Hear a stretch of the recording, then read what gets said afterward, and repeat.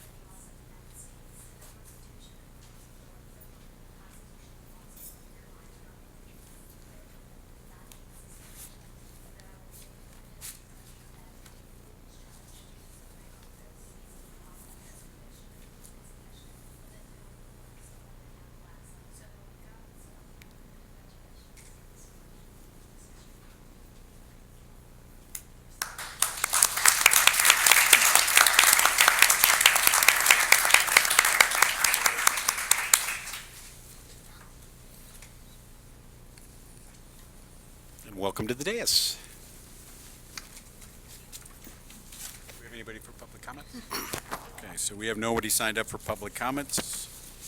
At this time, I will entertain a motion to adopt the consent agenda. So moved. All those in favor signify by saying aye. Aye. Any opposed? Okay, Jeff, I understand you want to introduce us to somebody. Yes, thank you, Mayor. I'll come up here to the microphone so everybody can hear me. But I wanted to introduce our newest town employee within the planning department, Mr. Blair Israel. If you wouldn't mind standing up back there, waving hello to Can't see you, Blair. Come up everybody. a little bit, okay? Come on. Yeah, just come on up. We are very excited to have Blair on board with us. Blair brings over 30 years of experience with him. The early part of his career as a landscape architect, and he is a registered landscape architect, along with 20 years of planning experience. He is AICP certified.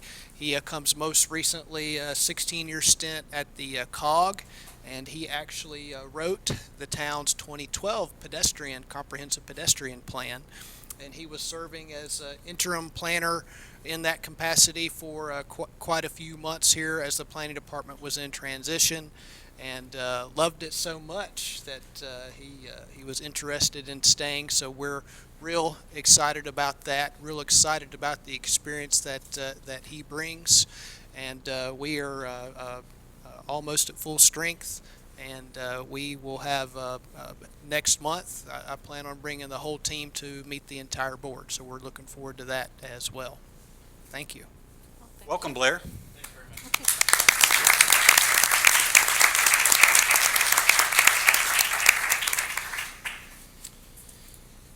Okay, at this point in time, last week, the board met and interviewed and reached consensus that we would like to appoint Mr. Erskine Smith as our interim town manager. So at this point in time, I would entertain a motion to appoint Erskine Smith to be the Waxhaw interim town manager, effective 7/24. I make a motion that we appoint Erskine Smith as the interim town manager for the town of Waxhaw, effective July 24, 2019. So we have a motion from Mayor Pro Tem McMillan. Any further discussion? All those in favor signify by saying aye. Aye. Any opposed? Ayes have it, 5-0. With that, we also, he's not doing it for free. We have to actually publicly approve his contract. The contract was finalized today, and it will be posted with the agenda as it is a public document. But at this point in time, I would also entertain a motion to approve the interim town manager contract agreement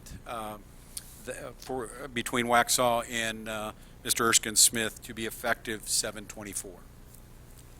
I make a motion that we approve the interim town manager's contract agreement to be approved, July 24th, 2019.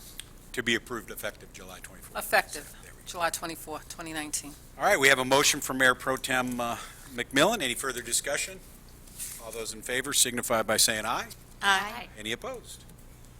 At this point in time, would Mr. Erskine Smith come forward so he can be sworn in?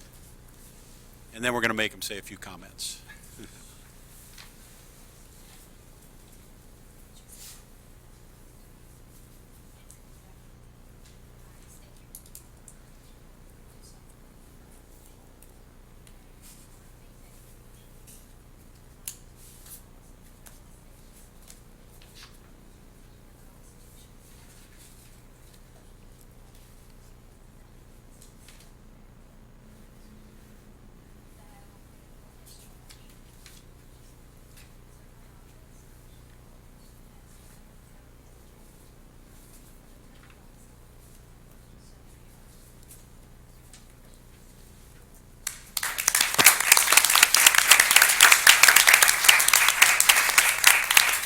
Erskine, welcome. Thank you, Mayor. I appreciate the, I'm sorry.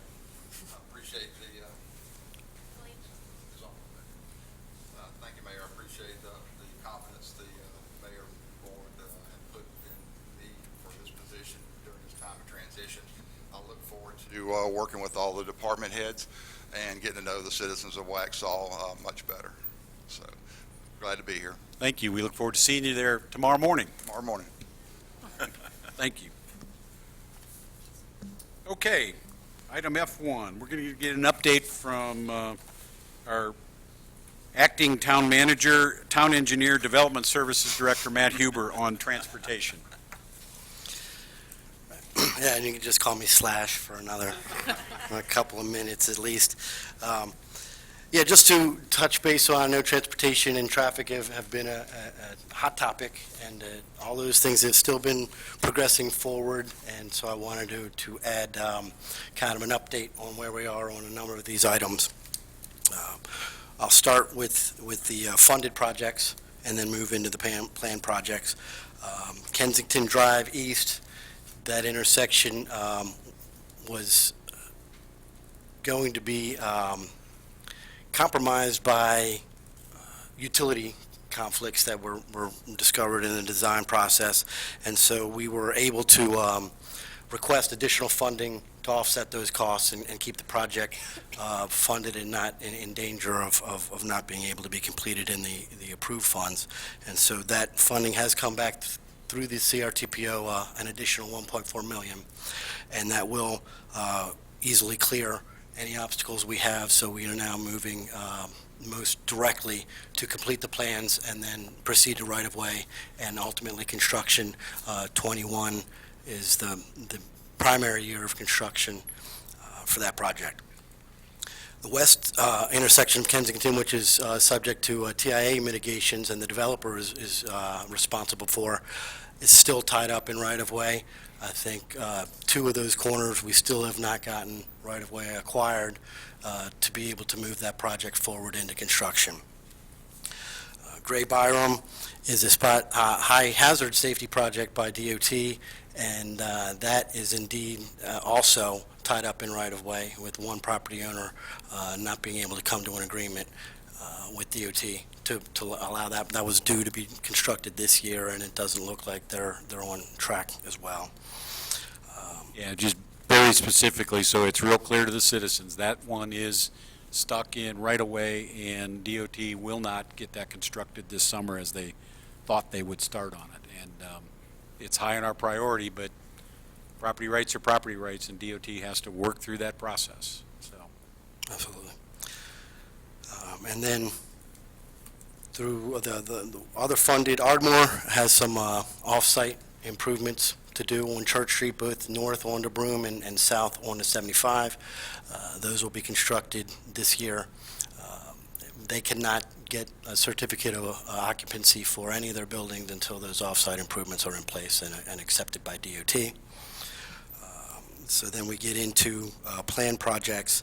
The Union County's critical intersection analysis that got funding from CRTPO will be able to move forward NC 16 and NC 75 intersection improvements, concept planning, and then also NC 75 and Old Providence Road roundabout concept will move forward, and that will help us know what feasibility is there and what kind of impacts we can expect, and all plan with DOT to get that in place. Finally, the STP, we've sent out the MOU to the developer to get the turn lane on Kensington into Morehouse completed when they build their subdivision as well. The next one on the STP list proposed is the Pine Oak realignment for safety reasons, and to also support the bridge detour when that comes through. And then we did get approval from CRTPO for a $50,000 grant to proceed with our transportation master plan. And I think that will help lay out the prioritization and all the thinking that goes toward taking all the next steps beyond these initial projects that are already in the hopper.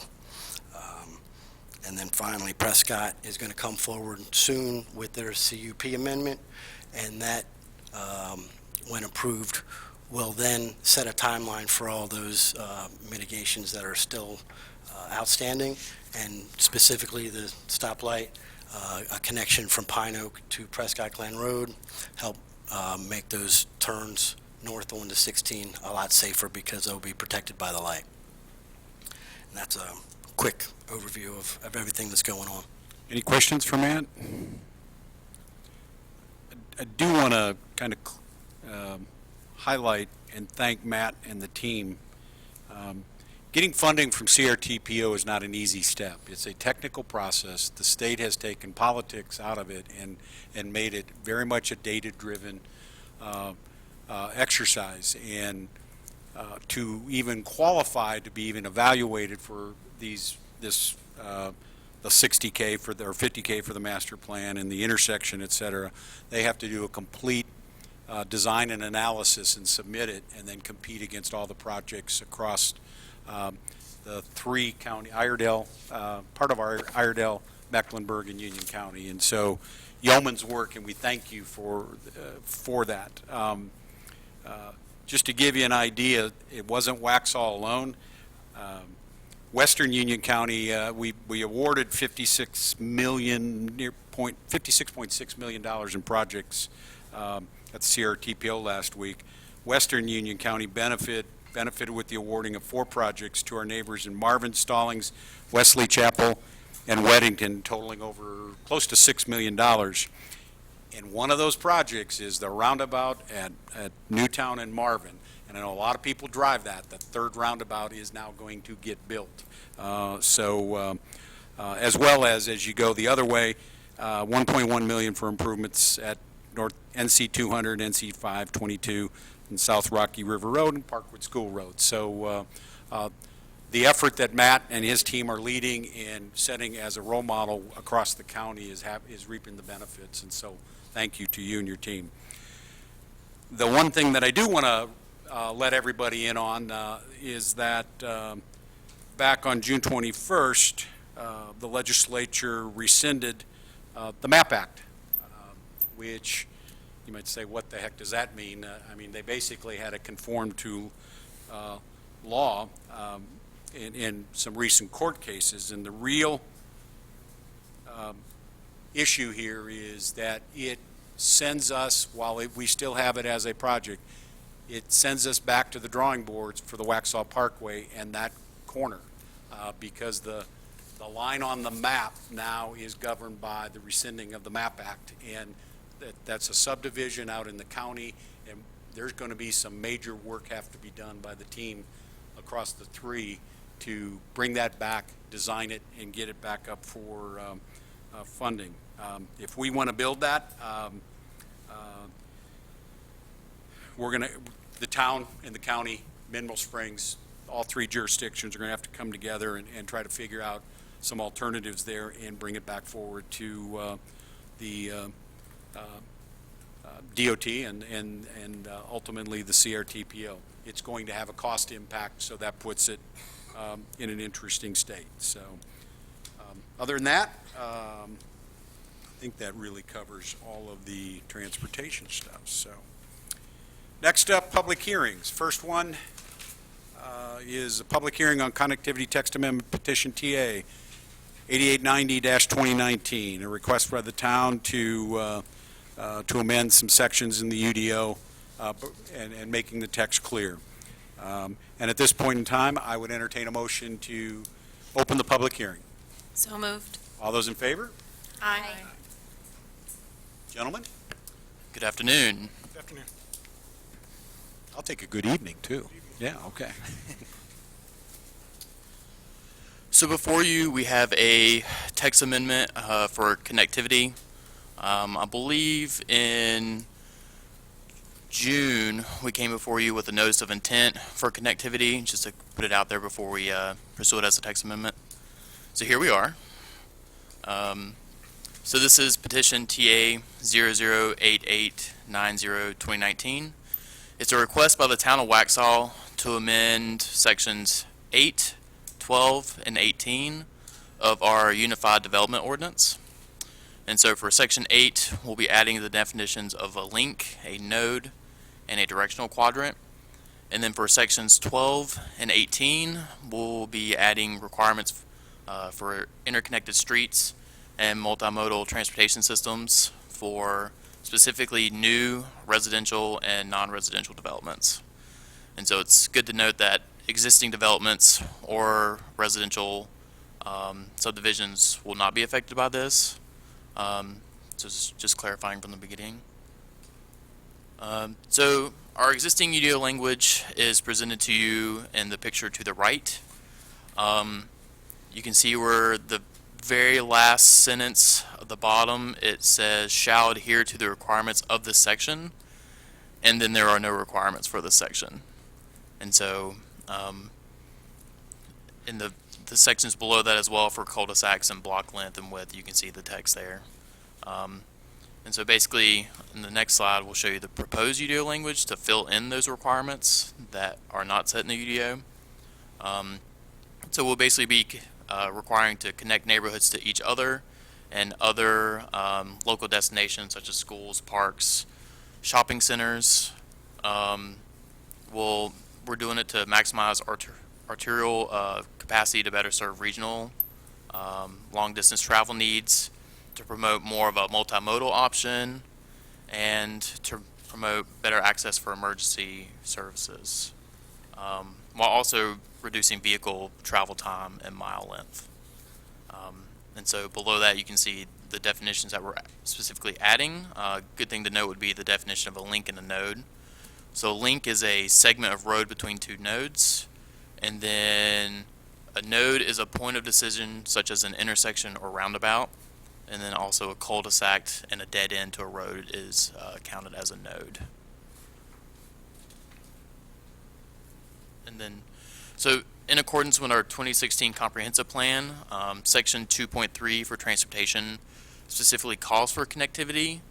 It states an ideal town road network consists of an interconnected series of local streets that serve individual homes and businesses. And so in the comprehensive plan, it makes a number of recommendations that directly correlate to connectivity. And some of these recommendations include adopting development standards, such as a greater degree of connectivity between development tracks, external road networks, and adjacent properties.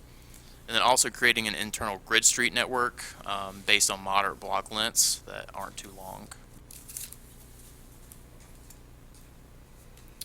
And so just key elements to point out for this text amendment for connectivity, it is to increase stubs to parcels beside developments coming in.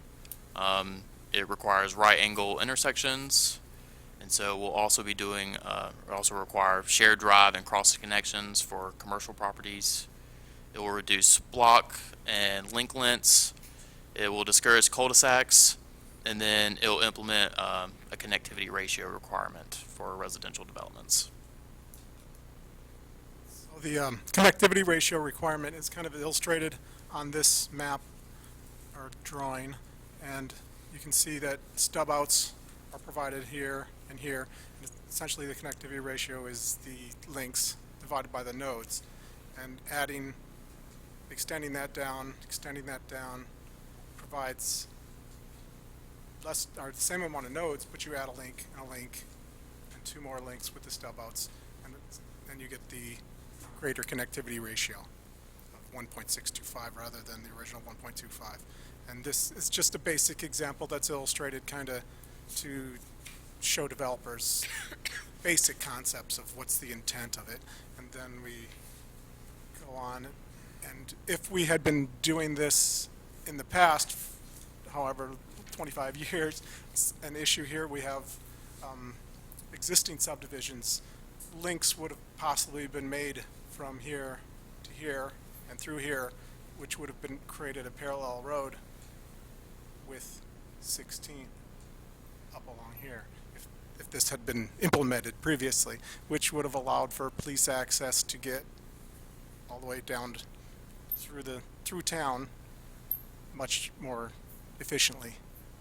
And that is the goal, is to make access to your neighbor's house who lives 200 feet away, but he lives in another block, another subdivision. You don't have to get out in Providence to get to his house, and your child doesn't have to. There'd be a walking path between your subdivision and the neighboring subdivision. So you can go 200 yards without having to go 2 miles.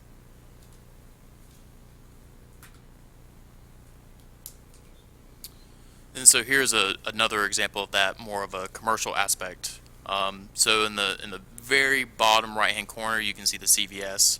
And let's say you needed to go to an automotive or Burger King, you have to cut back out onto 16 and cut to these other developments, and there's no actual access between them.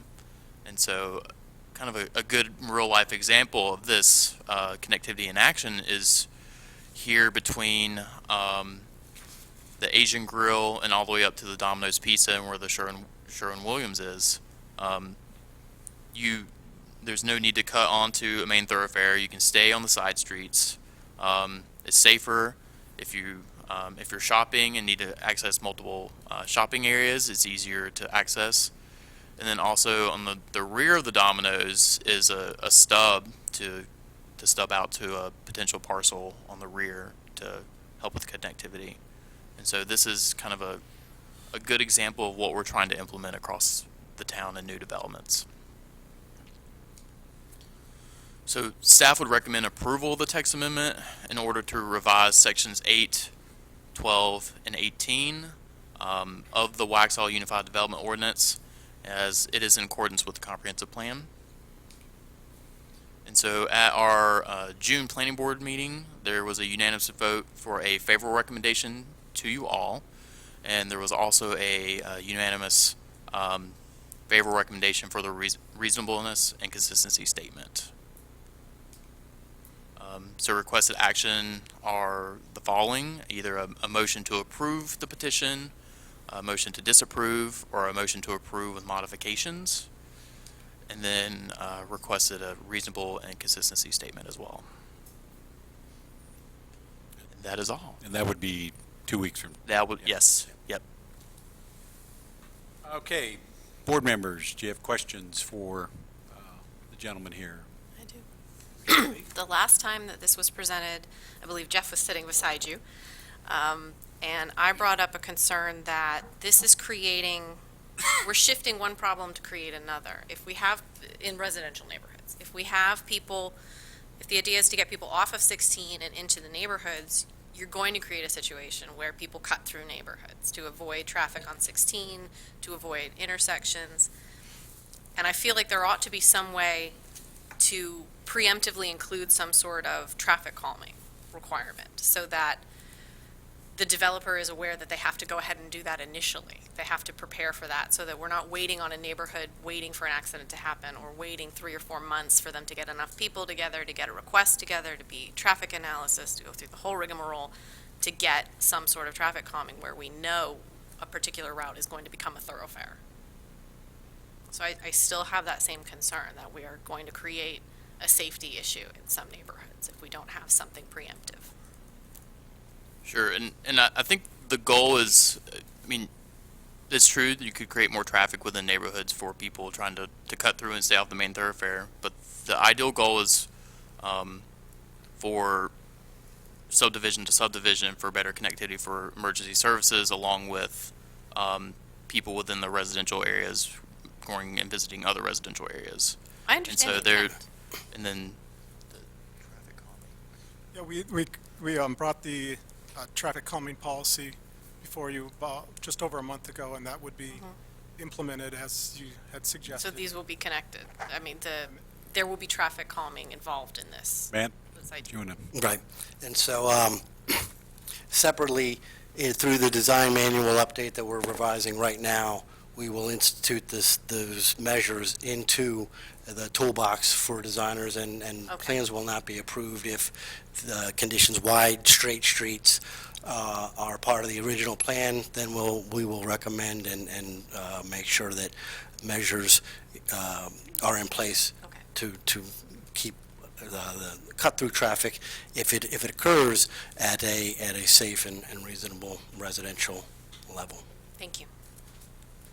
And you're in the process of evaluating how we get caught up with Public Works in terms of. Right, we've Speed got a lot of limit, new, we've traffic added some new technology that'll really help us support that process in a much more data-driven manner. Other questions? Yes, I have one. Candace? So do you guys have a list of appropriate areas that you're looking to target? And outside of the road connectivity, is this also being looked at in concert with trails connectivity? Many neighborhoods have trails that could extend from neighborhood to neighborhood. So is that something that we're looking at as well as the connectivity between the neighborhoods? I think that's more of a yes and no question. As far as existing stuff, we aren't looking at it as it was addressed in the beginning. This is only for future development. Only future, so we're not gonna look at what we can do from a connectivity perspective between any existing neighborhoods. Correct. Just only if somebody redeveloped in that existing development would there be any question of Well, that could happen. So That would be a project, Correct. whereas this is Right. a text amendment to the UDO for future, right? Sure, and to your point, the new pedestrian plan update will accomplish that, and greenways are kind of the mechanism through which that will be planned and then prioritized. we also did address, we added the pedestrian section since the previous meeting. The section 7 of this is identical to what is in the downtown pedestrian connectivity section that currently exists. So we added that section to this to address your comments from last time. And, The then, bo- and it's, Go ahead. Yeah, and it's good to note that our downtown code had connectivity, and then for the remaining of Waxhaw outside of downtown code, there was no existing connectivity, and so that's why I thought it'd be important to bring it before you guys and try to get this passed to put into our UDO for new and incoming developments. Appreciate it. Other questions? Do we have anybody signed up to speak? No, sir. Okay. If there are no other questions, then I'll entertain a motion to close the public hearing. So moved. All those in favor? Aye. Any opposed? Okay. Thank you, gentlemen. Okay, next up, public hearing on Bucksbaum McCain Street General Rezoning Petition RZ 8763, 2019. And this is a rezoning map amendment from R3 to urban neighborhood. Gentlemen, welcome. I'll entertain a motion to open the public meeting, hearing. So moved. All those in favor? Aye. Take it away. Hello, hello Commissioners. My name is Max Strong. I'm the GIS planner. I'm here to present the Bucksbaum McCain General Rezoning. The petition RZ 008763 2019 is a request by Stephen Bucksbaum for a general rezoning from R3 single family residential to UN urban neighborhood and McCain Street on 3 parcels. The 3 parcels are located downtown off McCain Street, close to South Providence School and Waxhaw Library, and they have almost 3 acres combined. Here's a larger aerial of the property. Oop, there it goes. So it might be kind of hard to see on this, but there's 3 parcels down here. It's like 0.2 miles away from downtown Waxhaw, and then there's the mill. So it's pretty close to that area. To the north, the zoning is UN, urban neighborhood, and also some R3 zoning. To the east is OIS zoning, office institutional and specialty use, and R3. To the south is the Jackson Ridge subdivision, zoned R3. To the west is the South Providence School, and there's some more, which is zoned UN, and there is also some more R3 zoning. Here's the larger zoning map. As you can see, the 3 parcels are here located in red, or outlined in red. It is currently R3, and to the north is the UN zoning, and here's the OIS zoning. And right here is the MEDA rezonings that was passed in January. So the future land use map, future land use plan shows this area as G4 downtown residential, and it's a mixture of detached single-family cottages, duplexes, and townhouses, and the densities are 4 to 20 dwelling units per acre. And the UN zoning is consistent with the G4 downtown residential designation with the future land use plan. And here is the proposed zoning again, UN. UN's definition is a district that consists of predominantly medium-density residential urban fabric. It may have a wide range of building types, including building types, single side yard, and townhouses. Setbacks, landscaping are variable, and streets with curbs and sidewalks define medium-sized blocks. So the main difference between R3 and UN, UN's a downtown zoning district, and it allows for a medium density, which it has reduced setbacks. So you can see for R3, there's a 30-foot minimum setback, and in UN, it's 6 to 24 feet. And then there's a list of rear setback, 30 feet, 3 feet for UN, sides, 10 feet for R3, 0 for UN. And then their lot area is also different, 20,000 square foot minimum for R3, and there is not one for UN. Staff recommends approval for this proposed general rezoning. The reasoning is because the UN is in line with the future land use plan. It's compatible with the future land use map. It's also adjacent to other UN zoning, so it's suitable according to those plans. And also, on June 17th, this passed with a favorable recommendation from the Planning Board. And so that's for 2 weeks. In 2 weeks, I guess, these are the motions for favorable, unfavorable, and then there's a consistency statement. The applicant is also here. If I might direct some questions to him if you have some that pertain to him. Questions from the board? I have a question. Commissioner Burns. So only on the north side is it adjacent to UN, correct? Let's go back. So also, I guess, I would consider this also adjacent. These most recently rezoned UN zoning to these properties, which are it passed in January, the MEDA's rezonings.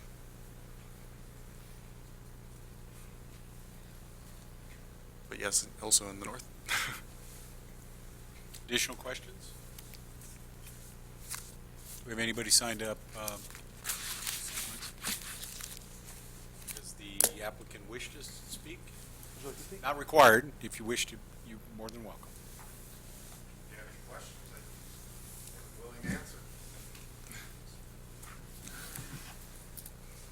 We're good. Thank you for coming up and sitting down. If there are no further questions, then I'll entertain a motion to close the public hearing. So moved. All those in favor? Aye. Thank you very much. Thanks. All right, do we have anybody signed up, Melody, for general public comments? No, sir. On leadership reports, do you have anything else you want to present tonight? I have Dina wants to come and make a quick. You didn't get enough of us this Right. afternoon, Dina? Come on up.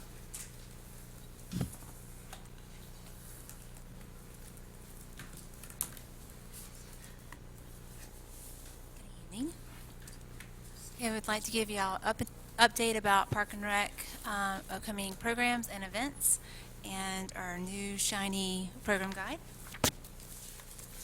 Tomorrow we have a fun day up at the Community Corner Water Tower area. We have Union County Parks and Rec coming with the nature van, plus the Union County Library coming out to do Explore Nature Day with us. And we're also looking for our Waxhaw rocks that we painted out back in June at our fun day. So it's going to be a little scavenger hunt downtown with the kids. It's going to be awesome. The next week we have family camp out. We're going to be at Nesbitt for that program, where we're going to do s'mores and camp songs and games out at the park, and that's in the afternoon. Our wonderful new shiny program guide you have at your spot. We did a couple changes from learning from our first program guide. We're still doing youth, teen, adult, and seniors.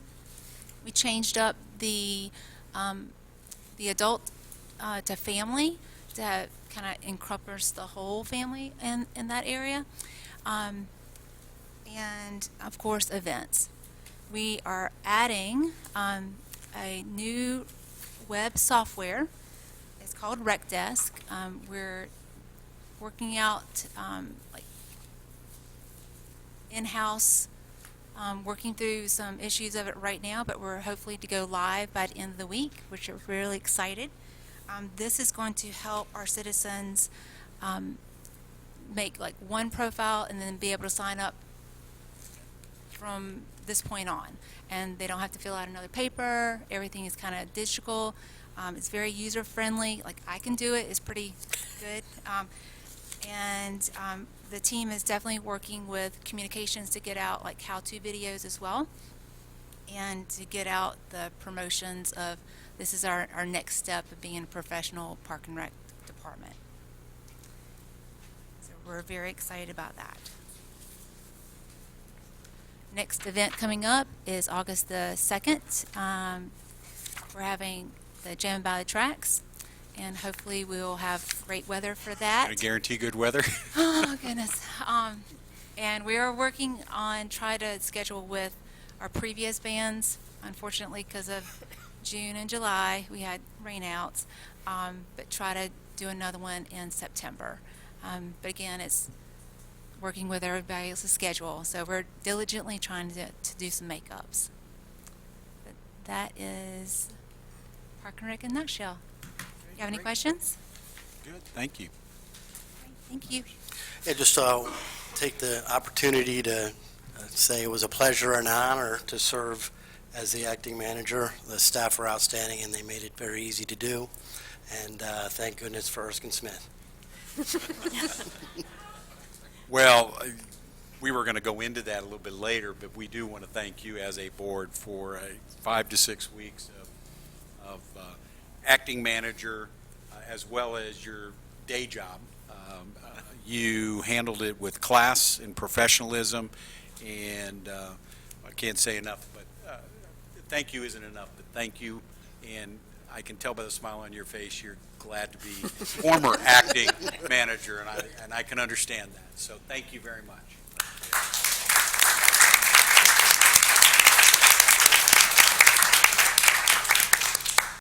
Okay, other reports. I won't ask you this time. Commissioner Lee? Nope. Mayor Pro Tem? Do have one quick announcement, and then, Matt, if you can get that clicker. So, gosh, at about 4:47 this afternoon, I get one of these emails from Diane Hook that basically says the Waxhaw Farmers Market signed a lease. They're very excited to announce the lease was signed. They have a home for the next year. The property's on the Waxhaw Parkway, the land beyond CVS and KB Kickboxing on the same side of the street. It's a perfect, large, flat piece of land and still within the town limits, but a hair outside of downtown. Still walkable, but just a hair outside of downtown. They will be open on August 17th at their new location, but will continue at Stewart's for the next 2 weeks and then conduct the move. So, and then she also wanted to say thank you, town, for your support. As always, we value the town of Waxhaw and appreciate our relationship. So congratulations to the farmers market.